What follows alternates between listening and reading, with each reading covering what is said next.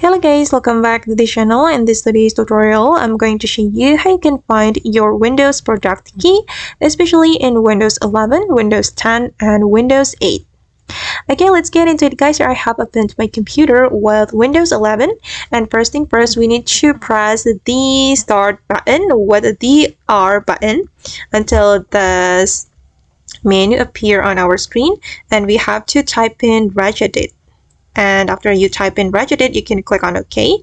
Then you're going to click on Yes and go to the HK local machine. You have to double click on it and go to the software. Okay, double click on it and you have to scroll down until you find Microsoft. This one guys, double click on it again and scroll down again and you have to find Windows NT. Keep scrolling down until you find that option. Okay, this one, Windows NT. Double click on it and select current version and find software protection platform. Okay, this one. Click on it.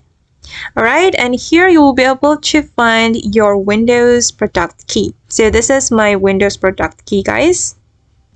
And I guess that's all the way to find Windows product key. I hope this tutorial will be useful for you. Thank you so much for watching and see you in the next video.